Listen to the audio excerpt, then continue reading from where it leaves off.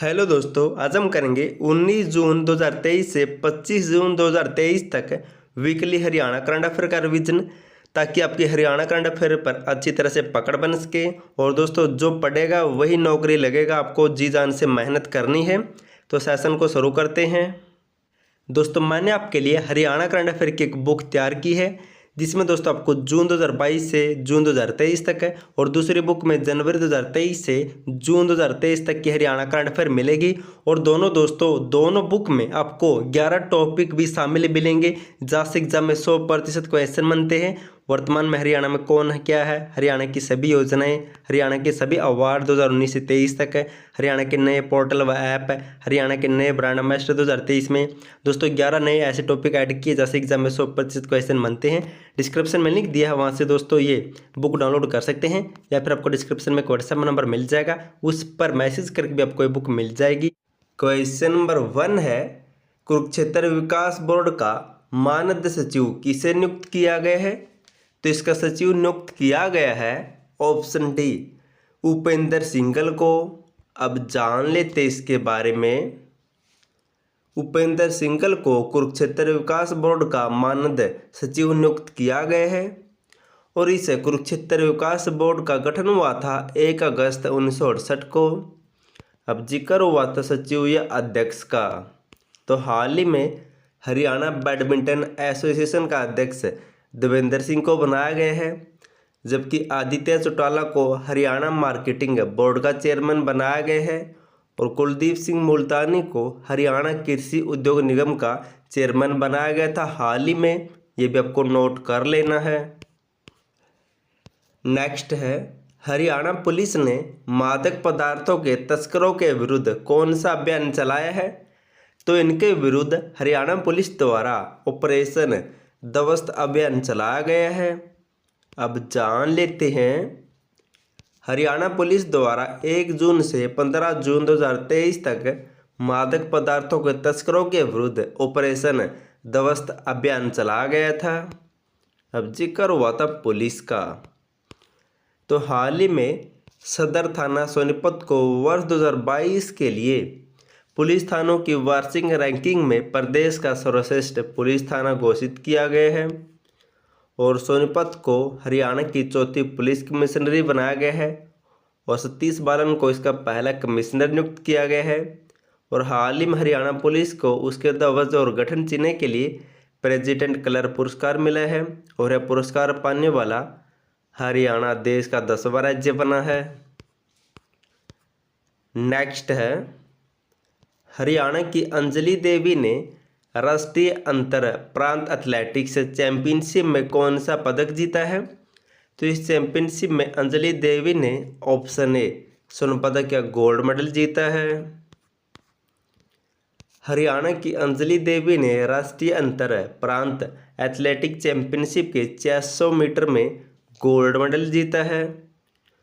अब दोस्तों जिक्र हुआ था चैंपियनशिप का, तो हाल ही में नीरज चोपड़ा ने अमेरिका के यूजेन में हुई विश्व एथलेटिक चैंपियनशिप 2022 में सिल्वर मेडल जीता था, और हाल ही में जज्जर के अमन सहरावत ने स्पेन में हुई अंडर 23 विश्व कुश्ती चैंपियनशिप में गोल्ड मेडल जीता है।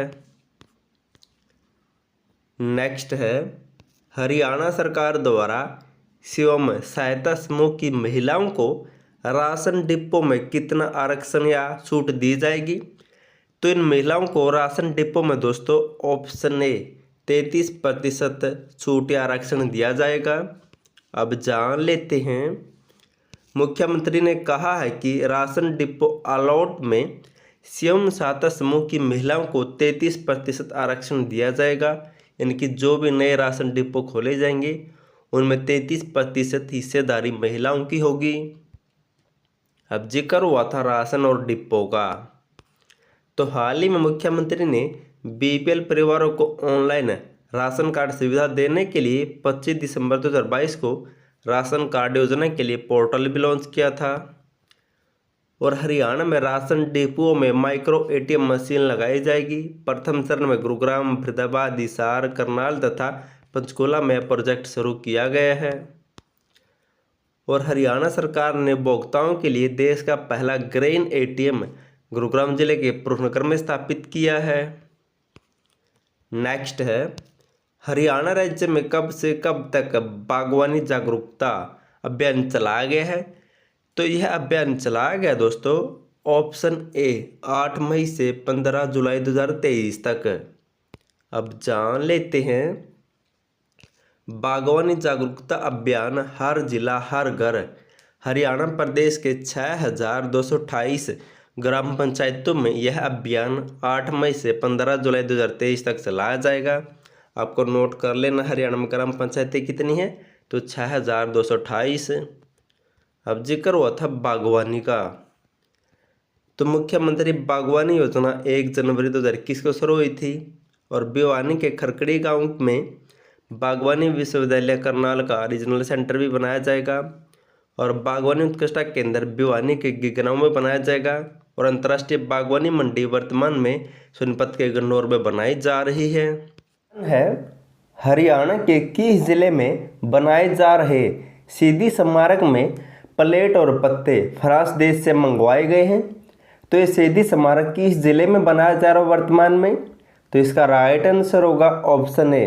तो अंबाला जिले में बनाए जा रहे सीधी स्मारक में दोस्तों ये लगाए जाने वाले प्लेट और पत्ते फ्रांस देश से मंगवाए जाएंगे। अब जान लेते हैं, अंबाला दिल्ली हाईवे पर 550 करोड़ रुपए से तैयार हो रहे शहीदी स्मारक में लगने वाली प्लेट और पत्ते फ्रांस से मंगवाए जाएंगे और यहाँ पर 70 फीट ऊंचा कमल का फूल लगाया जाएगा जिसमें प्लेट और पत्ते लगाए जाएंगे।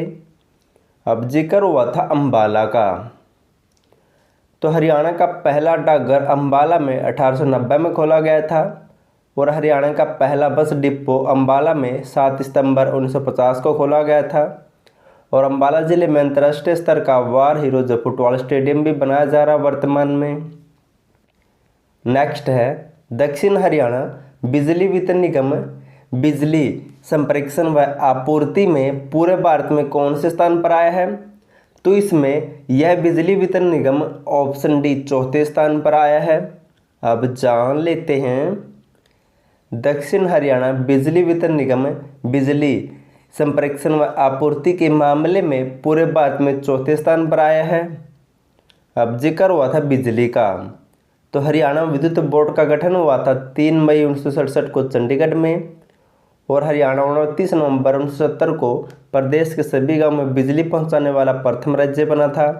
तब मुख्यमंत्री थे बंसी लाल और हरियाणा विद्युत विनियामक आयोग का गठन हुआ था 17 अगस्त 1998 को और हरियाणा में उत्तर हरियाणा और दक्षिण हरियाणा बिजली वितरण निगम का गठन हुआ था 1999 में और अब महारा गांव जगमग गांव योजना की शुरुआत 1 जुलाई 2015 को मुख्यमंत्री ने की थी। कुरुक्षेत्र के दयालपुर गांव से इस योजना की शुरुआत है। नेक्स्ट है, हरियाणा के किस विभाग द्वारा राज्य में कल्चरल कॉम्प्लेक्स खोले जाएंगे? तो कॉम्प्लेक्स खोले जाएंगे ऑप्शन सी बिजली विभाग के द्वारा। अब जान लेते हैं, हरियाणा बिजली विभाग प्रदेश के 5 जिलों में कल्चरल कॉम्प्लेक्स खोलेगा। ये कॉम्प्लेक्स करनाल, पानीपत, सोनीपत, कैथल, पंचकुला में बनाए जाएंगे। इनमें आर्ट गैलरी बनाई जाएगी जहां पर आम लोग संगीत की विभिन्न प्रकार की बारीकियों को जान सकेंगे। अब जिक्र हुआ था कल्चरल का, तो कुरुक्षेत्र में एक नॉर्थ जोन कल्चरल सेंटर बनाया जाएगा। ये आपको नोट कर लेना है, इम्पोर्टेंट पॉइंट है। नेक्स्ट है, गुरुग्राम जिले का सबसे बड़ा नर्सिंग कॉलेज कहाँ पर बनाया जाएगा? तो गुरुग्राम जिले का सबसे बड़ा नर्सिंग कॉलेज बनाया जाएगा ऑप्शन बी मानेसर में। अब जान लेते हैं, उप मुख्यमंत्री दुष्यंत चौटाला ने कहा कि गुरुग्राम जिले के मानेसर में जिले का सबसे बड़ा नर्सिंग कॉलेज बनाया जाएगा। अब जिक्र हुआ था मानेसर का, तो हरियाणा सरकार ने चिरायु हरियाणा योजना की शुरुआत 21 नवंबर 2022 को गुरुग्राम के मानेसर से की थी और नई दिल्ली से गुरुग्राम के मानेसर तक पूर्ण टैक्सी सर्विस भी शुरू की जाएगी और राष्ट्रीय मस्तिष्क व अनुसंधान केंद्र ये मानेसर गुरुग्राम में है। नेक्स्ट है, रेवाड़ी के गांव नागल मुंदी व लाला ग्राम में नहर आधारित जल वितरण परियोजना का शिलान्यास किसने किए हैं? तो इसका शिलान्यास किया गया है ऑप्शन डी बनवारी लाल के द्वारा। अब जान लेते हैं जन स्वास्थ्य अभियांत्रिकी मंत्री डॉक्टर बनवारी लाल ने रेवाड़ी जिले के गांव मुंदी व लाला ग्राम में लगभग 6 करोड़ रुपये की लागत से बनने जा रही जल आधारित वितरण परियोजना का शिलान्यास किया है। अब जिक्र हुआ था परियोजना योजना का, तो बेटी बचाओ बेटी पढ़ाओ व बेटी खिलाओ योजना 10 अप्रैल 2018 को पंचकुला जिले से शुरू की गई थी और मुख्यमंत्री परिवार समृद्धि योजना 21 अगस्त 2019 को शुरू हुई थी। बीज योजना 8 जून 2011 से शुरू हुई थी और पशु किसान क्रेडिट कार्ड योजना 6 दिसंबर 2019 को भिवानी जिले से शुरू हुई थी। हरियाणा की किस महिला को अमेरिका के राष्ट्रपति भवन व्हाइट हाउस में होने वाले समारोह में आमंत्रित किया गया है? तो इस समारोह में आमंत्रित किया गया है ऑप्शन डी आराधना अग्रवाल को। अब जान लेते इसके बारे में। नारनौल शहर से संबंध रखने वाली आराधना अग्रवाल को देश के प्रधानमंत्री नरेंद्र मोदी के अमेरिका के राष्ट्रपति भवन व्हाइट हाउस में 22 जून को होने वाले समारोह में आमंत्रित किया गया है। ये आपको नोट कर लेना है। अब जिक्र हुआ था नारनौल का, तो इसके बारे में कुछ अन्य पॉइंट जान लेते हैं। हरियाणा राज्य की जनसंख्या में सबसे छोटी विधानसभा सीट नारनौल से है और हाल ही में दोस्तों ट्रांस हरियाणा एक्सप्रेसवे या फिर अंबाला टू नारनौल या फिर 152D एक्सप्रेसवे बनाया गया। वे आपको नोट कर लेना है, अंबाला से नारनौल के बीच में। और एकीकृत मल्टी मॉडल लॉजिस्टिक हब बनाया जाएगा नारनौल में। नेक्स्ट है हरियाणा का कौन सा जिला बिजली वितरण व संप्रेषण में प्रदेश में प्रथम रहा है? तो बिजली वितरण में पहले स्थान पर रहा है ऑप्शन सी फतेहाबाद जिला। अब जान लेते हैं फतेहाबाद जिला 2 सालों में बिजली वितरण व संप्रेषण में प्रदेश में प्रथम स्थान पर रहा है और जबकि दक्षिण हरियाणा बिजली वितरण निगम बिजली वितरण और संप्रेषण में पूरे भारत में चौथे स्थान पर रहा है और फरीदाबाद हरियाणा में पहले स्थान पर रहा है। ये भी आपको नोट कर लेना है। अब जिक्र हुआ था बिजली का, तो हाल ही में PK दास को बिजली निगमों का चेयरमैन नियुक्त किया गया था और हरियाणा आर्थिक सर्वेक्षण 2023 के अनुसार राज्य में कुल उपलब्ध विद्युत अक्षमता 13,522.85 मेगावाट है। नेक्स्ट है हरियाणा की महिला खिलाड़ियों ने बिश्केक में हुई एशियन कुश्ती चैंपियनशिप के अंडर 23 में कितने पदक जीते हैं? तो इस चैंपियनशिप में हरियाणा की महिला खिलाड़ियों ने ऑप्शन ए कुल 5 पदक जीते हैं।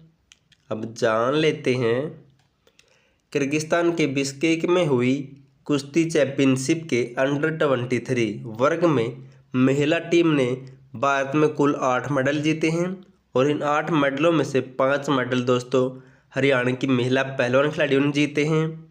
और वह पहलवान खिलाड़ी कौन है? हिसार की हर्षिता ने गोल्ड, चरखी दादरी की अंजलि ने गोल्ड, पनपत की राधिका ने सिल्वर, तमन्ना ने सिल्वर और हिसार की बतेरी ने सिल्वर मेडल जीता है। और दोस्तों इसी चैंपियनशिप के अंडर 17 में हरियाणा के खिलाड़ियों ने 9 पदक जीते थे, जिनमें से 7 गोल्ड, 1 रजत व 1 ऐसे। ये भी आपको नोट कर लेना है, इंपॉर्टेंट पॉइंट है। नेक्स्ट है हरियाणा के किस गांव में सौर ऊर्जा संचालित एकीकृत सूक्ष्म सिंचाई परियोजना शुरू की जाएगी? तो ऐसी परियोजना की शुरुआत दोस्तों ऑप्शन डी इन सभी गाँव से की जाएगी, टपरिया, कंडियावाला, कैम्बेवाला।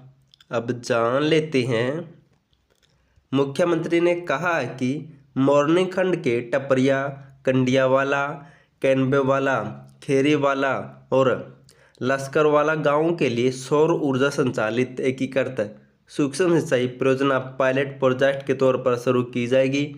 अगर यह परियोजना यहाँ पर सफल रहती है तो फिर इसे हरियाणा के अन्य जिलों या अन्य गाँव में भी लागू किया जाएगा। अब जिक्र हुआ था परियोजनाओं का, तो संजीवनी परियोजना की शुरुआत 24 मई 2021 को करनाल जिले से हुई थी और 7500 सूक्ष्म सिंचाई प्रदर्शनी परियोजना की शुरुआत 28 जून 2022 को पंचकुला जिले से हुई थी। और सांझी डेयरी परियोजना हरियाणा में 14 फरवरी 2023 को शुरू हुई थी। नेक्स्ट है, हरियाणा में कैंप पर अंतर्राष्ट्रीय योग दिवस का राज्य स्तरीय कार्यक्रम किया गया है। तो राज्य स्तर पर योग कार्यक्रम मनाया गया दोस्तों। ऑप्शन ए पानीपत जिले में। अब जान लेते हैं, अंतर्राष्ट्रीय योग दिवस पर राज्य स्तरीय कार्यक्रम पानीपत में होगा, जबकि अन्य 21 जिलों में जिला स्तर पर कार्यक्रम किए जाएंगे। अब जिक्र हुआ था योग का, तो हरियाणा राज्य का योग ब्रांड एम्बेसडर कौन है? तो बाबा रामदेव है। इनका जन्म हुआ था 26 दिसंबर 1965 को सैयद अलीपुर गांव महेंद्रगढ़ में, और इनके गुरु का नाम है आचार्य बलदेव। क्वेश्चन नंबर 1 है, हरियाणा सरकार ने प्राणवायु देवता पेंशन योजना के पहले चरण में कितने हजार वृक्षों को शामिल किया है? तो इस चरण में दोस्तों ऑप्शन ए 4000 वृक्षों को शामिल किया गया है। अब जान लेते हैं, हरियाणा सरकार की ओर से 75 वर्ष पुराने वृक्षों को बचाने के लिए प्राणवायु देवता पेंशन योजना शुरू की गई थी। इसके अनुसार इन वृक्षों के संरक्षण करने वालों को सालाना 2500 रुपये पेंशन दी जाएगी। इसके पहले चरण में 4000 वृक्षों को शामिल किया गया है, और इस योजना की शुरुआत हुई थी 5 जून 2021 से। और हरियाणा वन विकास निगम का गठन हुआ था 1989 में, हेडक्वार्टर पंचकुला में है। और हरियाणा में तरुआ वृक्ष दिवस 15 जुलाई को मनाया जाता है। शुरुआत हुई थी 2014 से। और हरियाणा में वन नीति 2006 में लागू हुई थी, वनस्पति नीति 2003 में लागू हुई थी, और हर घर हरियाली योजना 15 जुलाई 2015 को शुरू हुई थी। सामुदायिक वन योजना 1998-99 में शुरू हुई थी। ग्रीनिंग ऑफ हरियाणा योजना 1989-90 में शुरू हुई थी। आपको सभी को नोट कर लेना है। नेक्स्ट है, अम्बाला में 155 करोड़ रुपए की लागत से 15 किलोमीटर नेशनल हाईवे 444A पर बने अम्बाला से शाह तक 4 लेन का लोकार्पण किसने किया है? तो इसका लोकार्पण किया गया है ऑप्शन डी नितिन गडकरी के द्वारा। अब जान लेते हैं, केंद्रीय सड़क परिवहन मंत्री नितिन गडकरी ने अम्बाला में 155 करोड़ रुपए की लागत से 15 किलोमीटर नेशनल हाईवे 444A पर बने अम्बाला से शाह तक 4 लेन का लोकार्पण या शुभारंभ किया है। और वहीं इसी के साथ 1100 करोड़ रुपए की लागत से अम्बाला ग्रीनफील्ड 6 लेन रिंग रोड परियोजना का शिलान्यास भी किया है। ये भी आपको नोट कर लेना है। अब जिक्र हुआ था अम्बाला का, तो उत्तर भारत का पहला एनिमल हॉस्टल अम्बाला जिले के उगाड़ा गांव में बनाया जाएगा। अम्बाला में कैंसर ट्रसरी सेंटर शुरू किया गया है। और अम्बाला में हरियाणा राज्य का पहला टीबी व हृदय अस्पताल भी स्थापित किया जाएगा। नेक्स्ट है, हरियाणा सरकार ने राज्य में कब से सरकारी वाहनों को स्क्रैप करने के आदेश जारी किए हैं? तो इन सभी वाहनों को दोस्तों स्क्रैप किया जाएगा जिनकी भी वैलिडिटी 1 अप्रैल 2023 को 15 साल हो चुकी है। अब जान लेते हैं, हरियाणा सरकार ने 1 अप्रैल 2023 तक 15 साल पूरे कर चुके सभी सरकारी वाहनों को स्क्रैप करवाने के आदेश जारी किए हैं। और प्रधानमंत्री नरेंद्र मोदी ने 13 अगस्त 2021 को वाहन स्क्रैप पॉलिसी जारी की थी। इसी के तहत ये वाहनों को स्क्रैप या तोड़ा फोड़ा जाएगा। अब इनसे मिलते जुलते कुछ अन्य पॉइंट जान लेते हैं। नौ जिले के फतेहपुर गांव में राज्य के पहले व्हीकल स्क्रैपिंग फैसिलिटी सेंटर का उद्घाटन किया था नितिन गडकरी के द्वारा। और गुरुग्राम जिले के दिल्ली जयपुर हाईवे पर इलेक्ट्रिक व्हीकल के लिए देश का सबसे बड़ा चार्जिंग स्टेशन भी स्थापित किया जाएगा। नेक्स्ट है, हरियाणा की कौन सी पर्वतारोही माउंट एवरेस्ट और लोत्से को एक साथ फतह करने वाली प्रदेश की पहली पर्वतारोही बन गई है? तो उस पर्वतारोही का नाम है ऑप्शन डी मीनू कालीरावण। अब जान लेते हैं, हिसार जिले के पर्वतारोही मीनू कालीरावड़ ने विश्व की सबसे ऊंची चोटी माउंट एवरेस्ट और लोत्से को एक साथ फतेह करने का गौरव प्राप्त किया है। ऐसा करने वाली वह प्रदेश की पहली पर्वतारोही बन गई है। और मीनू ने प्रधानमंत्री द्वारा चलाई जा रही मुहिम मोटे अनाज को बढ़ावा देने के लिए इस उपलब्धि को समर्पित किया है। ये भी आपको नोट कर लेना है। अब जिक्र हुआ था माउंट एवरेस्ट का, तो हाल ही में दोस्तों झज्जर के कुलदीप देसवाल, हिसार के मीनू और सोनीपत के नीतीश दहिया और रेवाड़ी के नरेंद्र यादव भी माउंट एवरेस्ट फतेह कर चुके हैं। नेक्स्ट है, हरियाणा सरकार ने इस वर्ष योग दिवस की थीम क्या रखी है? तो इस वर्ष दोस्तों योग दिवस की थीम रखी गई थी ऑप्शन ए वसुधैव कुटुंबकम के लिए योग, यह थीम रखी गई थी। अब जान लेते हैं, हरियाणा राज्य में इस वर्ष योग दिवस की थीम वसुधैव कुटुंबकम के लिए योग और साथ ही साथ हर घर आंगन योग टैगलाइन का भी प्रयोग किया गया था अब की बार अंतर्राष्ट्रीय योग दिवस के अवसर पर। और हरियाणा में अंतर्राष्ट्रीय योग दिवस का राज्य स्तरीय कार्यक्रम पानीपत में किया गया था, जबकि अन्य जिलों में जिला स्तरीय कार्यक्रम किए गए थे। क्वेश्चन नंबर 1 है, हरियाणा राज्य में किसके द्वारा हरियाणा योग आयोग की वेबसाइट का शुभारंभ किया गया है? तो इस वेबसाइट का शुभारंभ किया गया है ऑप्शन डी अनिल विज के द्वारा। अब जान लेते हैं, हाल ही में अनिल विज ने हरियाणा योग आयोग की वेबसाइट का शुभारंभ या शुरुआत की है।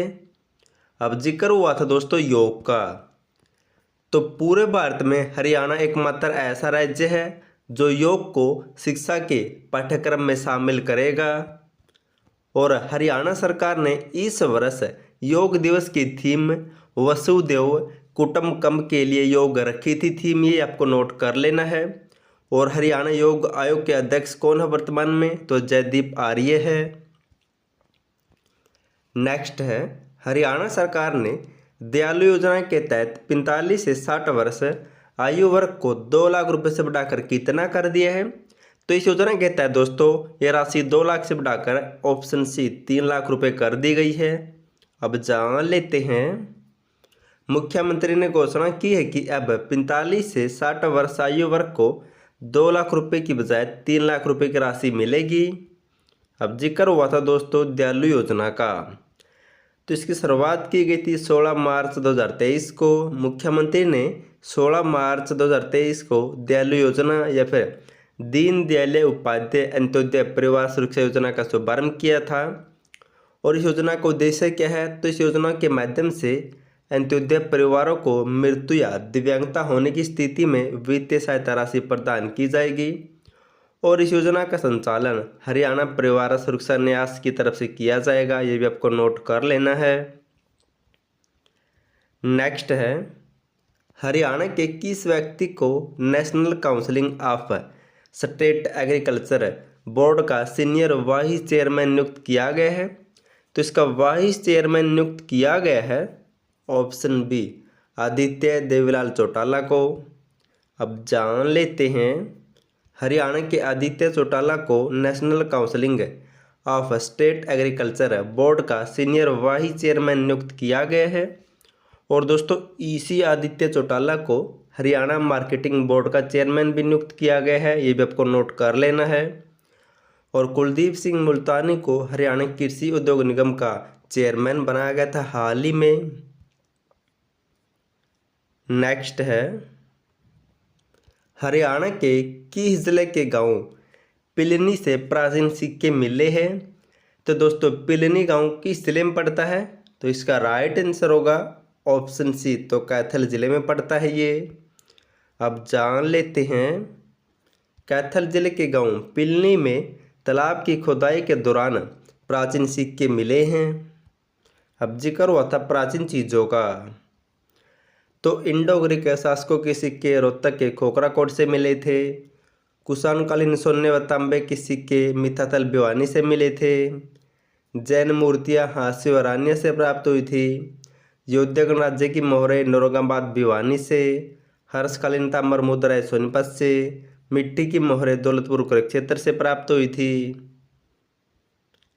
नेक्स्ट है हरियाणा के किस जिले के गांव बांस पदमका से सिवारी तक इंदौरी नदी का पुनरुद्धार किया जाएगा? तो दोस्तों इन दोनों गांव किस जिले में पड़ते हैं? तो इसका राइट आंसर होगा ऑप्शन डी, गुरुग्राम जिले में पड़ते हैं ये। अब जान लेते हैं गुरुग्राम जिले के गांव बांस पदमका से सिवारी तक इंदौरी नदी का पुनरुद्धार या जीर्णोद्धार या फिर वहाँ की मरम्मत की जाएगी। अब जिक्र हुआ था नदी का, तो हरियाणा की सबसे छोटी नदी कौन सी है लंबाई में? तो थापना नदी है।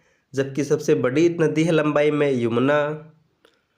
और सरस्वती नदी में पानी लाने के लिए सोम नदी पर आदिबद्री डैम बनाया जाएगा, ये भी आपको नोट कर लेना है। क्वेश्चन नंबर 1 है हरियाणा राज्य बेसहारा बच्चों के लिए हरिहर योजना शुरू करने वाला देश का कौन सा राज्य है? तो ऐसी योजना शुरू करने वाला हरियाणा देश का पहला राज्य है। अब जान लेते इसके बारे में। बेसहारा बच्चों के लिए हरिहर योजना शुरू करने वाला हरियाणा देश का पहला राज्य है। और बात करें इस योजना की, अंतर्राष्ट्रीय महिला दिवस 8 मार्च 2021 को हरियाणा के मुख्यमंत्री मनोहर लाल ने राज्य में अनाथ बच्चों के लिए जिनके माता पिता के बारे में कोई जानकारी नहीं है उनको संरक्षण व आश्रय प्रदान करने हेतु हरिहर योजना की शुरुआत की थी। अब जिक्र हुआ था योजनाओं का, तो स्वच्छ हरियाणा स्वच्छ भारत अभियान 1 नवंबर 2014 से शुरू किया गया था और यह पंचायत व विकास विभाग के द्वारा लागू किया गया था। और हरियाणा कौशल विकास मिशन 14 जुलाई 2015 को शुरू हुआ था। बायोमेट्रिक उपस्थिति प्रणाली हरियाणा में 2 मई 2015 से शुरू हुई थी। ऑनलाइन जन्म पंजीकरण 2 मई 2015 से शुरू हुआ था। सखी योजना 1 सितंबर 2015 से शुरू की गई थी करनाल जिले से। यह योजना राज्य में पीड़ित महिलाओं से संबंधित है। नेक्स्ट है हरियाणा के किस जिले में स्थित अमृता अस्पताल में भारत का पहला ह्यूमन मोटर कंट्रोल सेंटर शुरू किया गया है? तो ऐसा सेंटर शुरू किया गया है ऑप्शन डी, फरीदाबाद जिले में। अब जान लेते हैं फरीदाबाद में स्थित अमृता अस्पताल ने न्यूरोलॉजिकल डिसऑर्डर के रोगियों को समर्पित भारत का पहला ह्यूमन कंट्रोल सेंटर शुरू किया है। अब जिक्र हुआ था फरीदाबाद का, तो प्रधानमंत्री नरेंद्र मोदी ने 24 अगस्त 2022 को फरीदाबाद में एशिया के सबसे बड़े अमृता अस्पताल का उद्घाटन किया था। और इसी अस्पताल में दोस्तों यह कंट्रोल सेंटर स्थापित किया गया है। और फरीदाबाद जिले में देश का पहला stainless steel railway foot overbridge भी बनाया जाएगा। और फरीदाबाद में हरियाणा प्रदेश का पहला बस टर्मिनल भी बनाया गया है, ये भी आपको नोट कर लेना है। और फरीदाबाद में देश का पहला इंटरनेशनल कन्वेंशन सेंटर भी स्थापित किया जाएगा। नेक्स्ट है हरियाणा उद्योग मित्र मोबाइल एप्लीकेशन का शुभारंभ किसने किया है? तो इस एप्लीकेशन या ऐप का शुभारंभ किया गया है ऑप्शन डी, वी उमाशंकर के द्वारा। अब जान लेते हैं हरियाणा राज्य औद्योगिक एवं आधारभूत संरचना विकास निगम HSIIDC ने ऑनलाइन सेवाओं के साथ साथ डिजिटल सेवा भी शुरू कर दी है। मुख्यमंत्री के प्रधान सचिव और इस HSIDCC के अध्यक्ष वी उमाशंकर ने हरियाणा उद्योग मित्र मोबाइल एप्लीकेशन का शुभारंभ किया है। अब इसके बारे में जान लेते हैं। इसकी स्थापना हुई थी 8 मार्च 1967 को। वर्तमान में चेयरमैन है श्री वी उमाशंकर। अब जिक्र हुआ था साथ ही साथ ऐप और पोर्टल का। बात करें जी फसल ऐप की, तो हरियाणा सरकार ने फरवरी 2023 में गिरदावरी व फसल नुकसान के लिए इस ऐप की शुरुआत की थी। और मुख्यमंत्री ने 12 मार्च 2023 को अंडरग्राउंड पाइपलाइन पोर्टल तथा ई-रूपी ऐप भी लॉन्च की थी। नेक्स्ट है भाखड़ा व्यास मैनेजमेंट बोर्ड का चेयरमैन किसे नियुक्त किया जाएगा? तो इसका चेयरमैन नियुक्त किया जाएगा ऑप्शन डी, नंदलाल शर्मा को दोस्तों, ये हरियाणा से मिलता जुलता है इसलिए करवा देता हूँ। केंद्रीय ऊर्जा मंत्रालय की तरफ से भाखड़ा व्यास मैनेजमेंट बोर्ड का चेयरमैन नंदलाल शर्मा को नियुक्त किया गया है। अब जिक्र हुआ था चेयरमैन का, तो हरियाणा साहित्य व संस्कृत अकादमी का कार्यकारी उपाध्यक्ष कुलदीप चंद्र अग्निहोत्री को बनाया गया है और हरियाणा पैरा स्पोर्ट्स एसोसिएशन का अध्यक्ष आरती सिंह राव को नियुक्त किया गया है। हरियाणा बैडमिंटन एसोसिएशन का अध्यक्ष देवेंद्र सिंह को नियुक्त किया गया है और मोहसिन चौधरी को हरियाणा हज कमेटी का चेयरमैन बनाया गया है। नेक्स्ट है, हरियाणा राज्य ने तेलंगाना में आयोजित 11वीं senior national drain boat racing championship में कौन सा पदक जीता है? तो हरियाणा ने इस चैंपियनशिप में ऑप्शन ए स्वर्ण पदक या गोल्ड मेडल जीता है। झारखंड के तेलंगाना में आयोजित 11वीं senior national drain boat racing championship में हरियाणा की टीम ने राष्ट्रीय स्तर पर गोल्ड मेडल जीता है।